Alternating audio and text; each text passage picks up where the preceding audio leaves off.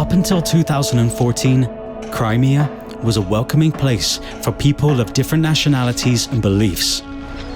There, people lived in peace, worked and studied without issues. They started their families and raised children. However, after Russian troops invaded the Crimean Peninsula, Crimeans began to be persecuted on political, religious, and ethnic grounds. Now you are about to hear several stories told by children whose fathers disappeared under violent circumstances after the occupation of Crimea. Some of these children have been witnesses to the brutal arrests of their fathers, and now they only have one request.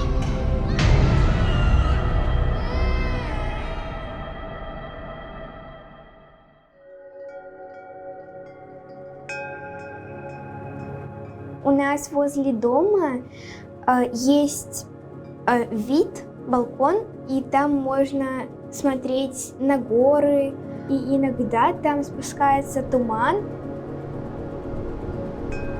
Знаете, как какое-то одеяло вот так вот спускается, и очень-очень интересно на это смотреть. Я живу в Ялте, это такой не очень большой город, в нем есть много достопримечательностей, есть море, набережная, на которой очень интересно и классно гулять. Моя семья состоит из 4 человек: папа, мама, брат и я. Мама у меня очень добрая, и она очень-очень вкусно готовит, и она постоянно меня поддерживает. Брат, его зовут Бекир, ему 14 лет. Он перешел в 9 класс. И еще у меня есть папа. Его зовут Эмир Усеин. Ему недавно исполнилось 45 лет. Я помню, что папа ходил на работу с папкой и с очками и в разных красивых костюмах. Мы с папой гуляли. Я уставала, потому что я была очень маленькая. И папа брал меня на ручки, и как бы я была маленькой его принцессой.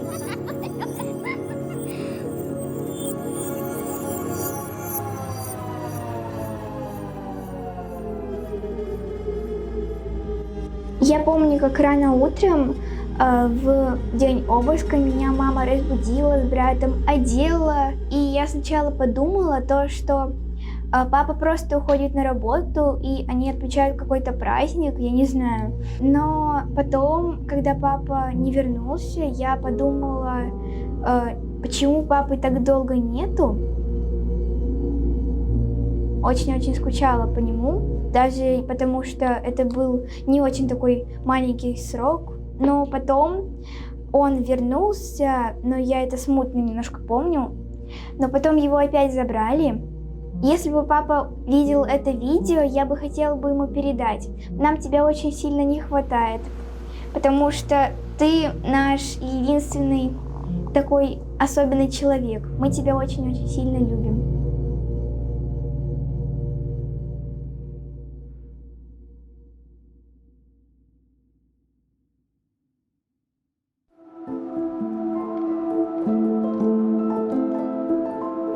У нас 4 брата, и мы дружные. Сулейман, Ахмад, Иса.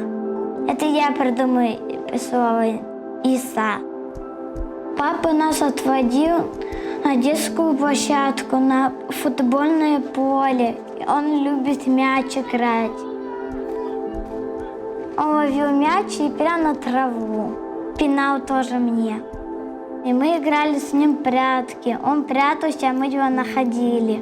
Он добрый, сильный, машину делает тоже. Когда его забирали, младший братик его вообще не видел. А третий братик начал плакать за ним. И второй тоже. Мама хорошая, мы помогаем.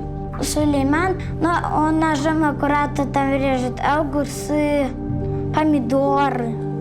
А я помогаю там смотреть за младшим, что маме не мешает там готовить, кушать. Но он уже, говорит папа и целует на фотко. Там есть фотка висит у нас. Мы ему письма пишем, рисуем рисунки и отправляем. Он тоже нам отправляет. Когда он вернется, мы будем играть с ним. И маленький братик тоже будет играть. Я его сильно люблю, скучаю за ним.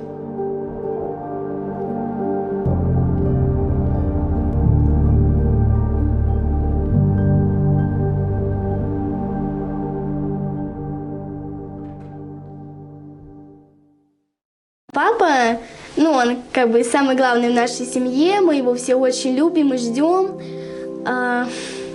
Вообще у меня очень много с ним воспоминаний. Я когда сплю, мне очень часто снятся именно какие-то сны.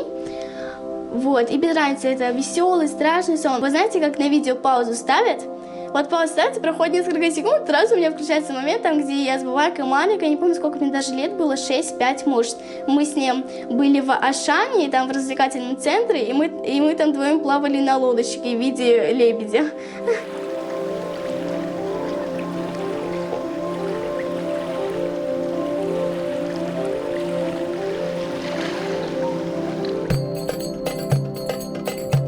Вообще он был очень хороший, всегда вечером, когда он приходил, он с нами показывал нам разные приемы. Младшие братики, они за ним повторяли, он еще выключил свет, включал песни и начинал нам показывать. Он был очень отзывчивый, то есть он всегда не отказывался, чтобы кому-то помочь, там что-то сделать.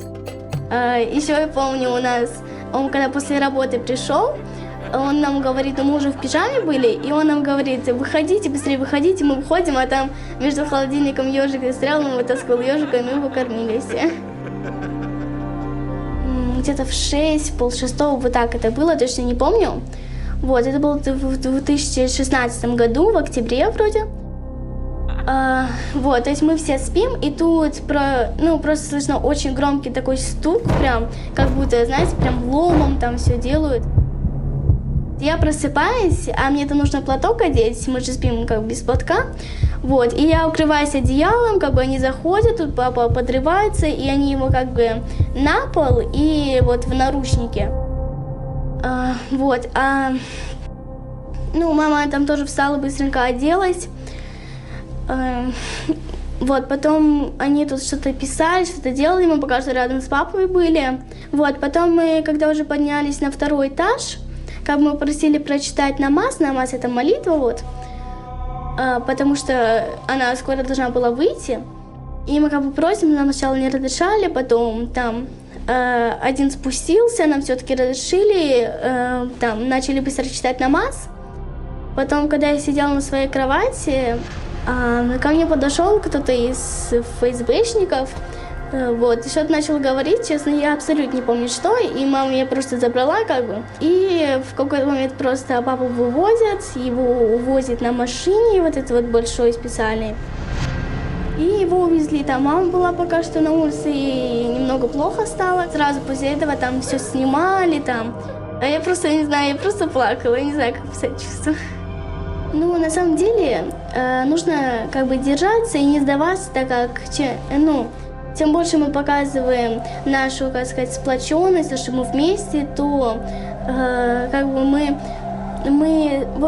с каждым этим обыском, который происходит, мы все становимся как бы вместе, мы становимся более друг друга поддерживать, и это все видят те люди, которые забирают. И то есть им-то это не нравится, то, что мы становимся все вместе, там нас больше становится. И я хочу сказать, что вы как бы, уповали на Аллаха, ведь только Аллах решит, что будет, как будет, и это будет не вечно, так как в этом мире ничего нет вечного.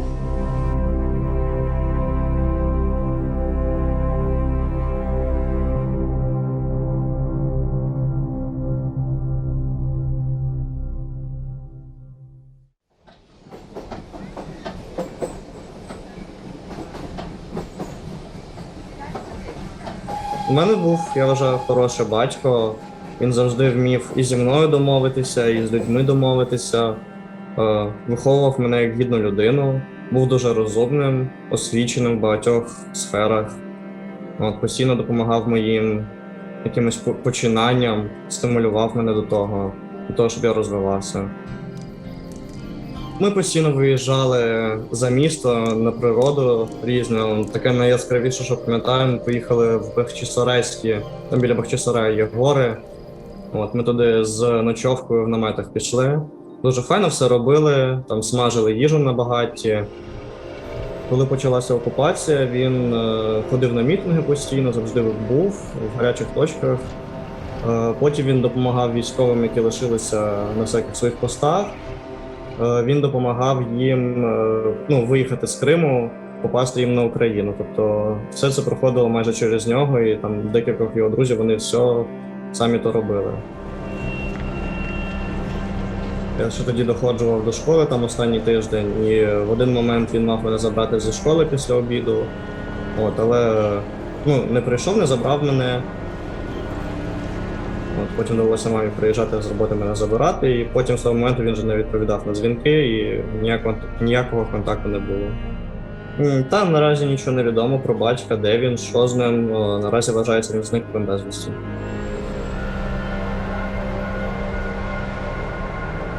Буквально мені перші дні-два було незвично, що всі говорять на українській мові, бо в Криму це так взагалі був якийсь шок, що людина говорить українською. В школі це майже не вивчалося, мова. Так, буквально як додатково, як якась німецька, щось таке. Буквально там вже через день-два я вже повністю перейшов на українську мову, вже спокійно зі всіма спілкувався, то поступив до школи, мене взяли. І там вже через пару днів так само всім було цікаво, що звідки я, як то так. Я очевидно розумію, що це все неправильно, що в нормальному світі не мало би так бути ніколи. Але вже це не перший раз в нашому світі стається і не останній. Тому я вважаю, що світ такий, кожен живе для себе і не зважає на інших людей.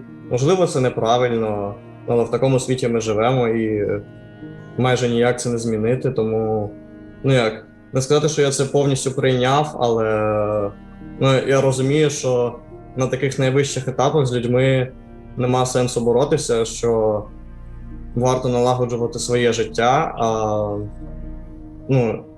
і розуміти, що всі люди різні, кожен живе по-своєму, кожен живе для себе. Можливо, якби була інша влада, якби були інші обставини, можливо, такого взагалі би не сталося нічого. Якби я щось міг би змінити, я би тільки вернув тата.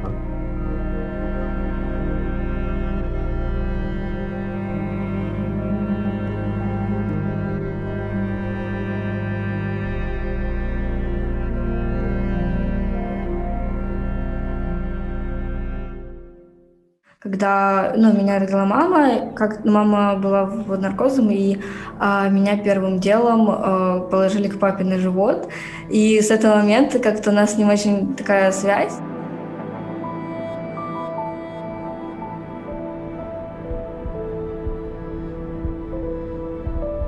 В 2017 году мой папа пережил инфаркт, и для нас это стало неожиданным ужасом. Затем еще позже, через несколько месяцев, мы узнали, что у него хроническая почечная недостаточность 4 степени. И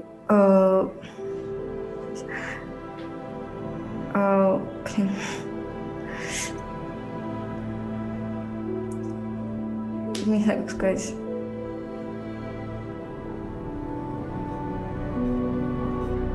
Спустя очень долго времени в больнице, обследований, мой папа и врачи, они все-таки нашли лекарства, которые ему подходят и для почек, и для сердца. И он только начал лечение, но 27 марта в 5:59 утра я просто услышала, как в нашу железную дверь кто-то очень сильно стучал. Папа начал выходить скорее, чтобы открыть дверь, чтобы они ничего не сломали, не напугали. Куча непонятных людей, какие-то понятые, которые вообще были, очень странные. Они закрыли нас на кухне, но при этом мы видели, как они ходят в то время, когда папа в зале с мамой, они ходят по дому, поднимаются на наш чердак, и причем они не один раз поднимались, то дверь открыли просто, и стало холодно. А потом резко вот мы слышим, как ведут папу с мамой, чтобы подняться на чердак. И папа начал кричать на них, говорить, типа, вот куда вы бежите вперед меня, это мой дом, вот вы уже бежите туда, я не успеваю, вы знаете, что я больной человек. И они как бы такие, им было вообще наплевать, они дальше бежали вперед. Они поднялись уже, и потом только через пару минут поднялся папа. Они нашли какую-то книгу и брошюру. Они спускались уже такие довольные, что вот мы нашли. Чердак весь пыльный. Эта глянцевая книга была абсолютно чистая вообще. Она блестела. Было чисто из логики понятно, что она там даже дня не пролежала. И в этот день они задержали моего отца и до сих пор обвиняют его в каком-то терроризме. И это действительно несправедливое обвинение, потому что мой отец — это очень добрый, искренний, благородный человек, который всегда всем пытался помогать, и у него никогда не было каких-то злых помыслов по отношению к любым людям. Он очень толерантно относился к другим нациям, к другим религиям, и в принципе, у него никогда не возникало мыслей, каких-то плохих в сторону людей. На следующий день был суд по избранию меры пресечения. Его не отпустили, потом вообще резко увезли. Нам просто сообщили, что их нет в СИЗО в Симферополе. Им просто надели мешки на голову и, во-первых, их вели так по аэропорту, и все это видели, как люди пугались, все кричали, просто вели вот так вот с мешками на голове, и они прилетели, и он говорит, не знаю, где я, не знаю вообще, куда меня ведут, ничего не знаю. На данный момент папа находится в Ростове, и вот недавно, 2 дня назад, мы ездили к нему на суд, преодолев очень долгий путь, 13 часов на автобусе. Мы, конечно, очень рады, что нас пустили, мы увидели, но мы ни минуты, вообще ни секунды не поговорили, нам не разрешили, нам не дали даже слова сказать. Мы начали говорить, привет, здороваться, а они сразу встали между нами и начали кричать, быстро все выходим, и мы, конечно, вышли. Если есть любовь, то, в принципе, все можно выдержать. Что бы ни случилось, как бы это ни закончилось, мы все равно будем любить, мы будем верить, мы будем сильнее, чем то, чем нас пытаются сломить.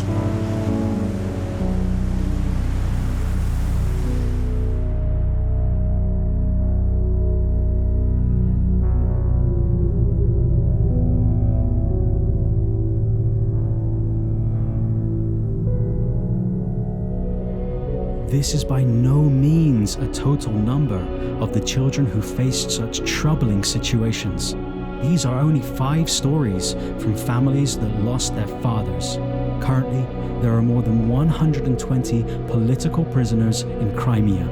We request you to help the world find out about their distresses.